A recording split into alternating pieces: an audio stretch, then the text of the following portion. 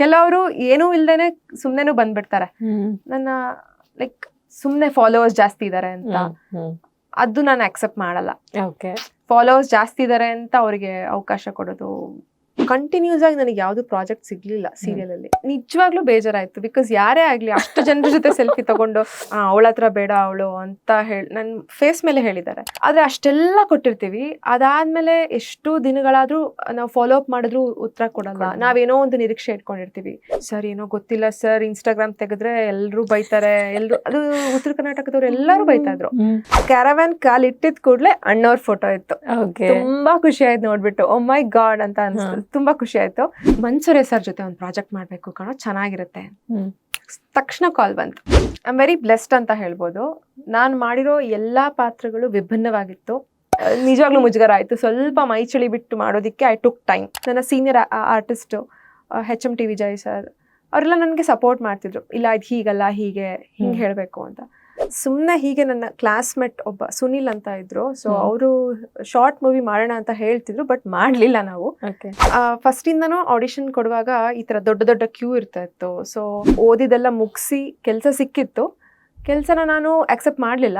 ಪಾಪ ಅವರು lecturer, English lecturer, ನನ್ನ ಡೈ ಹಾರ್ಟ್ ಫ್ಯಾನ್ ಅಂತ ಹೇಳ್ಬೋದು. ನಾನು ಅವ್ರಿಗೆ ಫ್ಯಾನ್, ಯಾಕಂದ್ರೆ ಅಷ್ಟು ಪ್ರೀತಿ ಕೊಟ್ಟಿದ್ದಾರೆ ಅವರು. ಅದ್ರಲ್ಲಿ ಒಂದು ಗೆಸ್ಟ್ ಅಪಿಯರೆನ್ಸ್ ಇದೆ, ಸುಮ್ನೆ ಒಂದು ಡಾಕ್ಟರ್ ರೋಲ್ ಇದೆ, ಹೋಗ್ತೀಯಾ ಅಂತ. ನನಗೆ ಅವಾಗ ಝೀರೋ ನಾಲೆಜ್, ಏನೂ ಗೊತ್ತಿಲ್ಲ, ಹೇಗ್ ಹೋಗ್ಬೇಕು ಏನೂ ಗೊತ್ತಿಲ್ಲ. ನಾನು ಗಿಣಿರಾಮ ಮಾಡಿದಾಗ ಟೀಚರ್ ರೋಲ್ ಮಾಡಿದ್ದೆ. ಸೊ ತುಂಬಾ ಪಾಪ್ಯುಲಾರಿಟಿ ಸಿಕ್ತ ಅದ್ರಲ್ಲಿ. ಮಾಯಮೃಗ ಅದ್ರಲ್ಲಿ ಏನಾಗ್ತಿತ್ತಂದ್ರೆ ಡೈಲಾಗ್ಸು, ಸೊ ಒಂದು ಮಿಸ್ ಆದ್ರೂ ಶುರುವಿಂದ ಹೇಳಬೇಕು. ಅದೊಂದು ಚಾಲೆಂಜ್ ಇತ್ತು ಅದ್ರಲ್ಲಿ. ಮಣ್ಣಲ್ಲಿ ಬರಿ ಮಾಡ್ತಾರೆ, ಐಲ್ ಬಿ ಡೆಡ್. ಸೊ ಇಷ್ಟು ನೋಸ್ ಬಿಟ್ಟು ಆಲ್ಮೋಸ್ಟ್. ಮುಕ್ತ ಕರ್ನಾಟಕ ಡಿಜಿಟಲ್ಗೆ ಆತ್ಮೀಯವಾದ ಸ್ವಾಗತ. ಇವತ್ತಿನ ಪಾಡ್ಕಾಸ್ಟ್ ನಲ್ಲಿ ಒಬ್ಬ ಪ್ರತಿಭಾವಂತ ನಟಿಯನ್ನ ಪರಿಚಯ ಮಾಡ್ಕೊಳ್ತಾ ಇದ್ದೀವಿ. ಅವರು ಯಾರಪ್ಪ ಅಂತೀರಾ? ಗಿಣಿರಾಮ ಸೀರಿಯಲ್ ನಲ್ಲಿ ಮಾಳವಿಕಾ ಇಂಗ್ಲಿಷ್ ಟೀಚರ್ ಆಗಿ ಎಲ್ಲರ ಮನೆ ಮಗಳಾಗಿ ಜನಮೆಚ್ಚಿದ ನಟಿಯಾಗಿ ಗುರುತಿಸ್ಕೊಂಡಾಕೆ ನಿಖಿತಾ ದೋರ್ತೋಡಿ ಅವರು. ಈಕೆ ನಟಿ, ಯಕ್ಷಗಾನ ಕಲಾವಿದೆ, ರಂಗಭೂಮಿ ಕಲಾವಿದೆ ಹಾಗೂ ಮಾಡೆಲ್ ಕೂಡ ಹೌದು. ಮೂಲತಃ ದಕ್ಷಿಣ ಕನ್ನಡದ ಉಪ್ಪನಂಗಡಿಯವರಾಗಿದ್ದು MCA ಪದವೀಧರೆ. ಆದ್ರೆ ಆಕರ್ಷಿತರಾಗಿದ್ದು ಮಾತ್ರ ಅಭಿನಯದತ್ತ. ಆರಂಭದ ದಿನಗಳಲ್ಲಿ ಸತ್ಯಂ ಶಿವಂ ಸುಂದರಂ ಧಾರಾವಾಹಿ ಮೂಲಕ ಬೆಳ್ಳಿ ಪರದೆಗೆ ಆಗಮಿಸ್ತಾರೆ. ಇದ್ರ ಜೊತೆಗೆ ಸಮಷ್ಟಿ ರಂಗಭೂಮಿ ತಂಡದ ನಂಟು ಬೆಳೆಯುತ್ತೆ. ತಮ್ಮ ಕಲಾ ಜೀವನಕ್ಕೆ ಒಂದಿಷ್ಟು ಓರೆಯನ್ನ ಅಲ್ಲಿ ಹಚ್ಚಿಸ್ಕೊಳ್ತಾರೆ. ನಟನ ತರಬೇತಿಯನ್ನ ಒಂದಿಷ್ಟು ಪಡ್ಕೊಳ್ತಾರೆ. ರಂಗಭೂಮಿಯಲ್ಲಿ ಸಕ್ರಿಯರಾಗಿ ಕೆಲಸ ಮಾಡ್ತಾ ಇರ್ತಾರೆ. ಇದ್ರ ಜೊತೆಗೆ ಸತ್ಯಂ ಶಿವಂ ಸುಂದರಂ, ಗಿಣಿರಾಮ, ಮತ್ತೆ ಮಾಯಾಮೃಗ, ವಧು, ಜೀವ ಹೂವಾಗಿದೆ, ಅಣ್ಣ ತಂಗಿ ಧಾರಾವಾಹಿಗಳಲ್ಲಿ ನಟಿಸ್ತಾ ಇರ್ತಾರೆ. ಇದ್ರ ಜೊತೆಗೆ ಬೆಳ್ಳಿ ತೆರೆಯಲ್ಲೂ ಕೂಡ ಇವರಿಗೆ ಅವಕಾಶಗಳು ಅರಸಿ ಬರ್ತವೆ. ಕಟ್ಟಿಂಗ್ ಶಾಪ್ 1920-21 ಸಿನಿಮಾಗಳು ಈಗಾಗಲೇ ತೆರೆ ಕಂಡಿದೆ. ಇವರ ಮುಂದಿನ ಸಿನಿಮಾಗಳು ಸೈಕಿಕ್, 1.5 ಮತ್ತು ಬಲರಾಮನ ದಿನಗಳು. ಈ ಸಿನಿಮಾಗಳು ಇನ್ನೇನು ತೆರೆಗೆ ಬರಲಿಕ್ಕೆ ಸಿದ್ಧವಾಗಿ ನಿಂತಿದೆ. ಇಷ್ಟೇ ಅಲ್ಲದೆ ಇನ್ನೂ 2-3 ಸಿನಿಮಾಗಳು ಇವರ ಕೈಯಲ್ಲಿ ಇದೆ. ಒಂದು ದೊಡ್ಡ ಬ್ರೇಕ್ ಆಗಿ ಕಾಯ್ತಾ ಇರುವ ಪ್ರತಿಭಾವಂತ ನಟಿ ಇಂದು ನಮ್ಮ ಸ್ಟುಡಿಯೋಗೆ ಆಗಮಿಸಿದ್ದಾರೆ. ಸೊ ಮೊದಲನೇದಾಗಿ ಅವರಿಗೆ ನಮ್ಮ ಕಾರ್ಯಕ್ರಮಕ್ಕೆ ಆಗಮಿಸಿದ್ದಕ್ಕಾಗಿ ಧನ್ಯವಾದಗಳು ಹಾಗೂ ಸ್ವಾಗತ. Thank you so much. ಇಷ್ಟೊಂದು ಬ್ಯೂಟಿಫುಲ್ ಆಗಿರೋ ಒಂದು ಇಂಟ್ರಡಕ್ಷನ್ ಕೊಟ್ಟಿದ್ದೀರಾ ನನ್ನ ಬಗ್ಗೆ. So thank you so much Shubha ಅವರೇ, thank you so much. Okay, ಇವಾಗ ಮೊದಲನೇದಾಗಿ ನಿಮ್ಮ ಕಲಾ ಜೀವನ ಆರಂಭ ಆಗಿದ್ದು ಹೇಗೆ? ಅಂದರೆ ಯಾಕೆಂದರೆ MCA ಪದವೀಧರೆ ಆಗಿಬಿಟ್ಟು ಸಡನ್ ಆಗಿ ಈ ಕಡೆ ರೂಟ್ ಚೇಂಜ್ ಮಾಡಿಬಿಟ್ರಲ್ಲ, ಯಾಕೆ ಅಂತೇಳಿ? ನಾನು MCA ಓದುವಾಗ್ಲೇ ಸುಮ್ಮನೆ ಹೀಗೆ ನನ್ನ ಕ್ಲಾಸ್ಮೇಟ್ ಒಬ್ಬ ಸುನಿಲ್ ಅಂತ ಇದ್ರು. ಸೊ ಅವರು ಶಾರ್ಟ್ ಮೂವಿ ಮಾಡೋಣ ಅಂತ ಹೇಳ್ತಿದ್ರು, ಬಟ್ ಮಾಡ್ಲಿಲ್ಲ ನಾವು. ಸೊ ಸುಮ್ಮನೆ ಹೀಗೆ ಹೇಳಿದ್ರು. ಭರತ ಬಾಹುಬಲಿ ಅಂತ ಮಂಜು ಮಾಂಡವ್ಯ ಅವರೊಂದು ಮೂವಿ ಬಂದಿತ್ತು. ಅದ್ರಲ್ಲಿ ಒಂದು ಗೆಸ್ಟ್ ಅಪಿಯರೆನ್ಸ್ ಇದೆ, ಸುಮ್ಮನೆ ಒಂದು ಡಾಕ್ಟರ್ ರೋಲ್ ಇದೆ, ಹೋಗ್ತೀಯಾ ಅಂತ. ನನಗೆ ಅವಾಗ ಝೀರೋ ನಾಲೆಜ್, ಏನೂ ಗೊತ್ತಿಲ್ಲ, ಹೇಗೆ ಹೋಗ್ಬೇಕು ಏನೂ ಗೊತ್ತಿಲ್ಲ. ಪ್ರೊಫೈಲ್ ಕಳಿಸ್ದೆ ಅಷ್ಟೇನೆ. ಮೈಸೂರ್ ಹತ್ರ ಶೂಟಿಂಗ್ ಇತ್ತು. ಅದೇ ಫಸ್ಟ್ ಎಕ್ಸ್ಪೀರಿಯನ್ಸ್ ನನಗೆ. ಹೋದೆ, ಒಂದೇ ಟೇಕಲ್ಲಿ 1-2-3 ಟೇಕಲ್ಲಿ ಆಯ್ತು ಅಷ್ಟೇ. ಮಧ್ಯಾಹ್ನ 3 ಗಂಟೆಗೆ ಹೋದೆ, ಮಧ್ಯರಾತ್ರಿ 12 ಗಂಟೆ 1 ಗಂಟೆಲೇನೋ ಶಾರ್ಟ್ ಇತ್ತು. ಸೊ ಅಲ್ಲಿ ತುಂಬಾ ಖುಷಿಯಾಗಿದೆ. ಏನ್ ಗೊತ್ತಾ, ಇದು ನಾನು ಸುಮ್ಮನೆ ಹೇಳ್ತಲ್ಲ, ನಿಜವಾಗ್ಲೂ ಹೇಳ್ಬೇಕಂದ್ರೆ ಒಂದು ಕ್ಯಾರವ್ಯಾನ್ ಕಾಲ್ ಇಟ್ಟಿದ್ ಕೂಡ್ಲೆ ಅಣ್ಣವ್ರ ಫೋಟೋ ಇತ್ತು. ತುಂಬಾ ಖುಷಿ ಆಯ್ತು ನೋಡ್ಬಿಟ್ಟು. ಓ ಮೈ ಗಾಡ್ ಅಂತ ಅನ್ಸ್ತು. ತುಂಬಾ ಖುಷಿ ಆಯ್ತು. ಬಿಕಾಸ್ ಏನೂ ಬ್ಯಾಕ್ ಗ್ರೌಂಡ್ ಇಲ್ದಿರೋರ್ಗೆ ಈ ತರ ಒಂದು ಕ್ಯಾರವ್ಯಾನಿಗೆ ಬಂದು ಅಣ್ಣವ್ರನ್ನ ನೋಡೋದು ಲೈಕ್ ಏನೋ ಒಂದು ದೇವ್ರ ಫೋಟೋ ನೋಡ್ದಂಗೆ ಫೀಲ್ ಸಿನಿಮಾ ಇಂಡಸ್ಟ್ರಿಯಲ್ಲಿ ಅಣ್ಣವ್ರು ಒಂಥರ ದೇವರ ಸಮಾನರೇ. ಹೌದು. ಸೊ ಅಲ್ಲಿಂದ ಶುರು ಆಯ್ತು. ಅದಾದ್ಮೇಲೆ ನಾನು ಓದ್ತಾನೆ ಇದ್ದೆ, ನಾನೇನು ಅಲ್ಲೇನು ಮತ್ತೆ ಕಂಟಿನ್ಯೂ ಮಾಡಲಿಲ್ಲ. ನನ್ನ ಲೈಕ್ ಓದಿದೆಲ್ಲ ಮುಗಿಸಿ ಕೆಲಸ ಸಿಕ್ಕಿತ್ತು, ಕೆಲಸನ ನಾನು ಅಕ್ಸೆಪ್ಟ್ ಮಾಡಲಿಲ್ಲ. ಬಿಕಾಸ್ ಆ ನಡುವೆ ನಾನು ಆಡಿಷನ್ಸ್ ಕೊಡ್ತಾ ಇದ್ದೆ, ಸೀರಿಯಲ್ಸಿಗೆ ಎಲ್ಲ ಆಡಿಷನ್ಸ್ ಕೊಡ್ತಿದ್ದೆ. ಸೊ ಒಂದೇ ದಿನ ನನಗೆ ಈ ಕಡೆ ಸೀರಿಯಲ್ ಆಫರ್ ಬಂತು, ಈ ಕಡೆ IT ಜಾಬ್ ಕೂಡ ಓಕೆ. ಸೊ ನಾನು ITಗೆ ಹೋಗ್ಲೇ ಇಲ್ಲ. ಸೊ ಮೊದಲಿಂದ ಇದರಲ್ಲೇ ಆಸಕ್ತಿ ಇದ್ದಿದ್ರಿಂದ ನಾನು ಇದೇ ಫೀಲ್ಡ್ನ ಚೂಸ್ ಮಾಡ್ಕೊಂಡೆ. ಅಂದ್ರೆ ಇವಾಗ ನಿಮ್ಮ ಮನೆಯಲ್ಲಿ ಯಾರು ಈ ಕಲಾ ಜೀವನದಲ್ಲಿ ಇದ್ದವರು ಇದಾರ ಅಥವಾ ಹೇಗೆ? ಯಾರು ಇಲ್ಲ, ಝೀರೋ, ಯಾರು ಇಲ್ಲ. ಸೊ ನಾನೇ ಫಸ್ಟು. ಮುಂದಕ್ಕೆ ಯಾರು ಬರ್ತಾರೋ ಗೊತ್ತಿಲ್ಲ. ಈಗ ಆಲ್ರೆಡಿ ಗಿಚ್ಚಿ ಗಿಲಿಗಿಲಿ ಸೀಸನ್ 2 ಅಲ್ಲಿ ಒಂದು ಸಣ್ಣ ಮಗು ನಮ್ಮ ಫ್ಯಾಮಿಲಿ ಮೆಂಬರ್ ಬಂದಿದ್ದಾಳೆ, ಆತ್ಮಿ ಗೌಡ ಅಂತ. ಸೊ ನೈಸ್, ಖುಷಿ ಆಗ್ತಿದೆ. ಸೊ ನಾನೇ ಫಸ್ಟ್. ಓಕೆ. ಸೊ ಇವಾಗ ಮೊದಲನೇದಾಗಿ ನಿಮ್ಗೆ ಅವಕಾಶ ಸಿಕ್ಕಿದ್ದು ಅದೊಂದು ಶಾರ್ಟ್ ಮೂವಿ ಅಂತ ಹೇಳಿದ್ರಿ.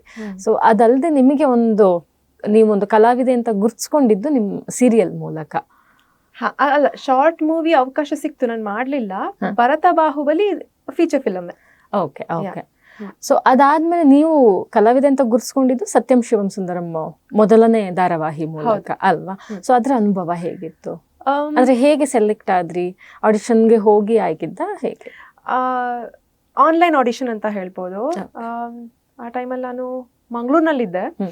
ಸೊ ಅಲ್ಲಿಂದ ನನಗೆ ಹಿಂಗೆ ಏನೋ ಒಂದು ಫೇಸ್ಬುಕ್ಕಲ್ಲಿ ತುಂಬ ಆಕ್ಟಿವ್ ಆಗಿದ್ದೆ ಅವಾಗ ಹೀಗೆ ಯಾರೋ ಒಬ್ರು ಪೋಸ್ಟ್ಗೆ ಒಂದು ಪೋಸ್ಟರ್ ಕಳ್ಸಿದ್ರು, ಇದಕ್ಕೆ ಥರ್ಡ್ ಲೀಡ್ ಇದ್ದಾರೆ, ಯಾಕಂದ್ರೆ ಸತ್ಯಂ ಶಿವಂ ಸುಂದರ ಅನ್ನೋ ಹುಡುಗನಿಗೆ ಪೇರ್ ಆಗಿ ಒಂದು ಹುಡುಗಿನ ನೋಡ್ತಾ ಇದೀವಿ ಅಂತ. ಸುಮ್ಮನೆ ಕಳಿಸ್ದೆ. ಅಂಡ್ ಅವರೊಂದು ಸ್ಕ್ರಿಪ್ಟ್ ಕಳ್ಸಿದ್ರು, ಇದನ್ನ ರೆಕಾರ್ಡ್ ಮಾಡಿ ಕಳಿಸಿ ಅಂತ. ಅದು posh girl, Bombay return girl ಅಂತ ಇತ್ತು. ಸೊ ಮಾಡಿ ಕಳಿಸ್ದೆ. ಅವ್ರು ಹೇಳಿದ್ರು, ನನಗೆ ಅಂದ್ರೆ ಇನ್ನೂ ಭರವಸೆ ಇರ್ಲಿಲ್ಲ ಹಿಂಗೆ ಅಂತೆಲ್ಲ ಇತ್ತು. ಅವ್ರು ಮತ್ತೆ ಫೋನ್ ಮಾಡಿ ಹೇಳಿದ್ರು, ಇಲ್ಲ ನಿಮ್ಗೆ ಸೆಲೆಕ್ಟ್ ಆಗಿದ್ದೀರಾ, ನೀವು ನಾಳೆನೆ ಬರ್ಬೇಕು ಅಂತ. ಮಂಗಳೂರಿಂದ ಬೆಂಗಳೂರು ತನಕ like sudden all of a sudden ಹೇಗ್ ಬರೋದು? ಬಟ್ ಸ್ಟಿಲ್ ನಾನು ನನ್ನ ಕಸಿನ್ ಜೊತೆ ಬಂದು ಇಲ್ಲಿ ದೆನ್ ಅವ್ರು ಹೇಳಿದ್ರು, ಇಲ್ಲ ಯು ಆರ್ ಸೆಲೆಕ್ಟೆಡ್. ಇನ್ನೊಂದ್ಸಲ ಲುಕ್ ಟೆಸ್ಟ್ ಎಲ್ಲ ಮಾಡಿದ್ರು. ಅದೆಲ್ಲ ಆದ್ಮೇಲೆ ಸೆಲೆಕ್ಟ್ ಆಯ್ತು. ಅಂಡ್ ಒಂದು 2 days ಇಂದ ಶೂಟಿಂಗ್ ಶುರು ಆಯ್ತು. ಓಕೆ. ಆ ಸೀರಿಯಲ್ ಅನುಭವ ಹೇಗಿತ್ತು? ಅಂದ್ರೆ ನಿಮ್ಗೆ ಶೂಟಿಂಗ್ ಅಂದ್ರೆ ಹೇಗಿರುತ್ತೆ ಏನು ಆ ಥರದಷ್ಟು ಪರಿಚಯ ಇರ್ಲಿಲ್ಲ ಅಲ್ವಾ? ಸೊ ಆ ಅನುಭವಗಳೆಲ್ಲ ಹೇಗಿತ್ತು? ಎಲ್ಲವೂ ಹೊಸದೇ ನನಗೆ. ಅಂದ್ರೆ ಒಂದು ಕ್ಯಾಮ್ರಾ ಮುಂದೆ ಹೇಗ್ ನಿಂತ್ಕೋಬೇಕು, ಮೈಕ್ ಹೇಗ್ ಹಾಕೋಬೇಕು, ಮೈಕ್ ಹಾಕೊಳ್ಳೋದು ಕೂಡ ಗೊತ್ತಿರ್ಲಿಲ್ಲ. ಅಂಡ್ ಯಾವ ಪಿಚ್ಚಲ್ಲಿ ಮಾತಾಡ್ಬೇಕು, ಯಾವ ಟೋನಲ್ಲಿ ಮಾತಾಡ್ಬೇಕು, ಎಂಥದೂ ಗೊತ್ತಿಲ್ಲ. ಬಟ್ ಇಂಟ್ರೆಸ್ಟ್ ಇತ್ತು ಅಂಡ್ ಆಕ್ಟ್ ಮಾಡ್ತೀನಿ ಅನ್ನೋ ಕಾನ್ಫಿಡೆನ್ಸ್ ಇತ್ತು ನನಗೆ. ಅಂಡ್ ಇದನ್ನ ಬೇಗ ಕಲ್ತ್ಕೊಳ್ತೀನಿ ಅನ್ನೋದು ಕೂಡ ಇತ್ತು.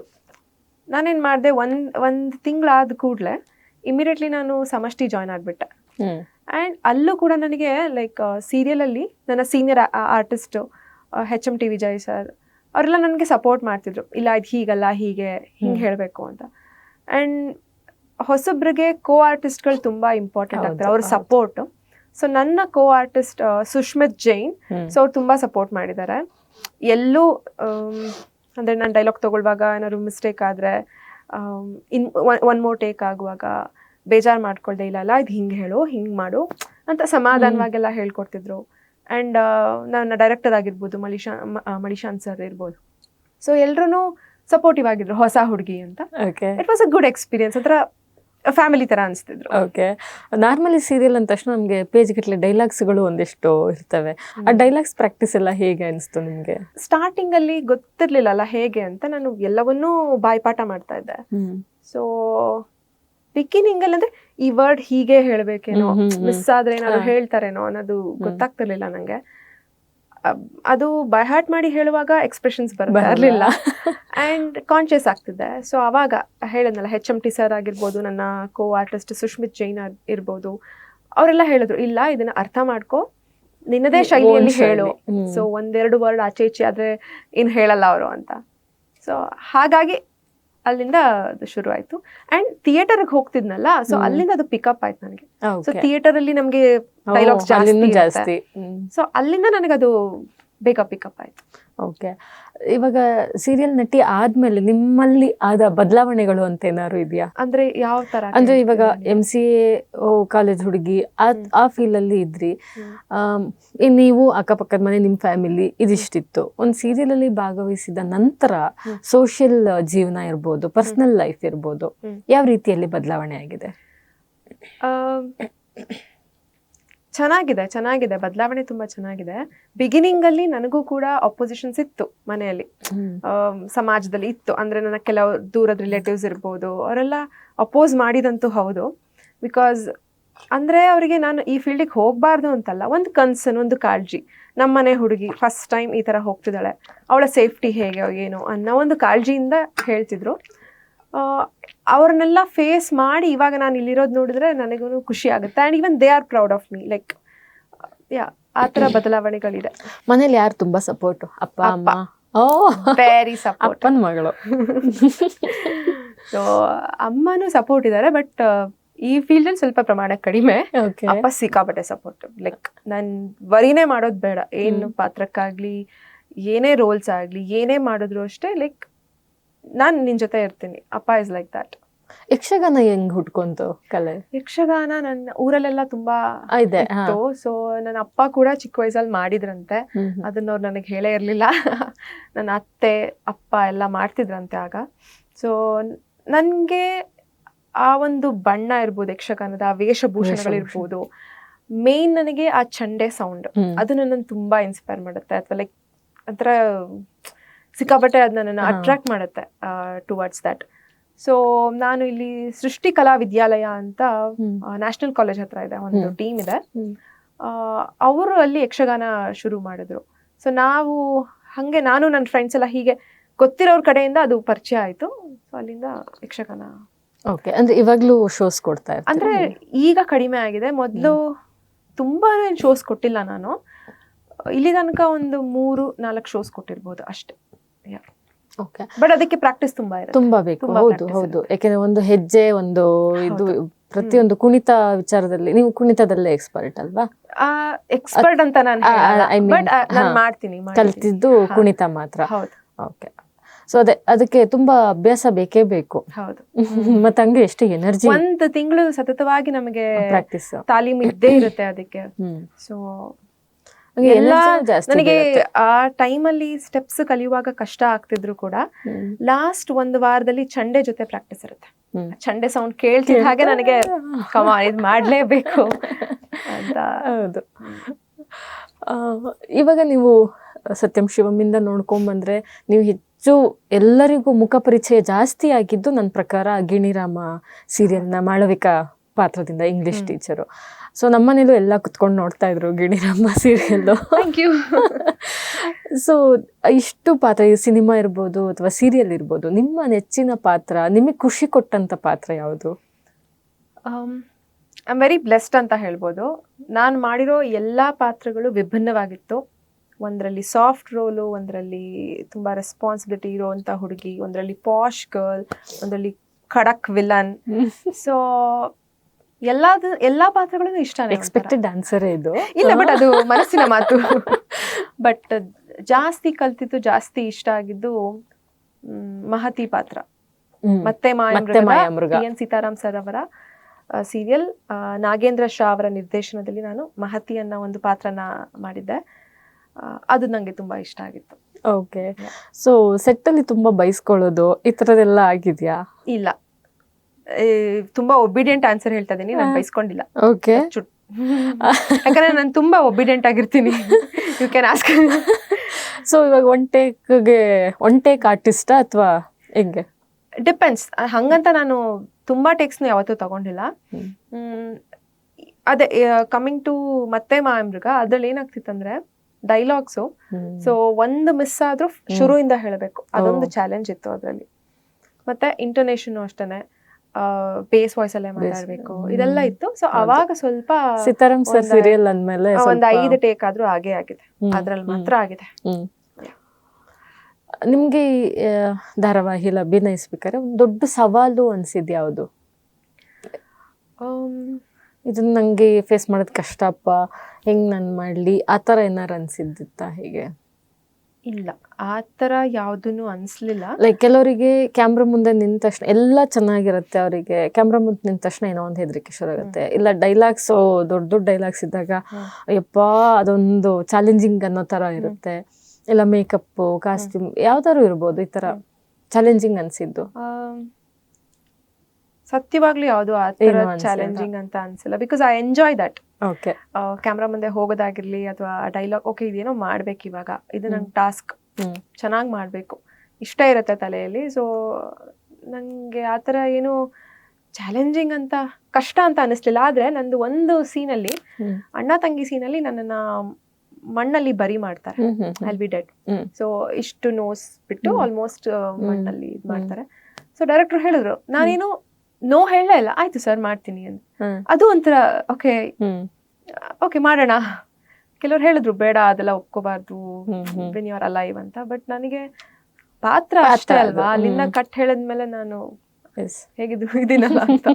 ಸೊ ಅಷ್ಟೇ, ಅದೊಂದು ಸ್ವಲ್ಪ ಹಂಗ ಅನ್ನಿಸ್ತು. ಓಕೆ.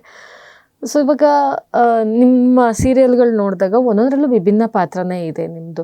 ಸಾಮಾನ್ಯವಾಗಿ ಈ ಸಿನಿಮಾ ಅಥವಾ ಧಾರಾವಾಹಿ ರಂಗದಲ್ಲಿ ಏನಾಗುತ್ತೆ, ಇವಾಗ ಒಂದು ಪಾತ್ರಕ್ಕೆ ಸ್ಟಿಕ್ ಅನ್ನೋದ್ರೆ ವಿಲ್ಲನ್ ಕ್ಯಾರೆಕ್ಟರ್ ಅಂದ್ರೆ ಆಲ್ಮೋಸ್ಟ್ ವ್ಯಾಂಪ್ ಈ ತರದ್ದೇ ರೋಲ್ಸ್ಗಳು ಸಿಗ್ತಾ ಹೋಗ್ತಾ ಇರುತ್ತೆ. ನಿಮ್ಗೆ ಆ ತರದ ಅನುಭವ ಆಗಿದೆಯಾ? ಆ ತರ ಆಗಿದೆ.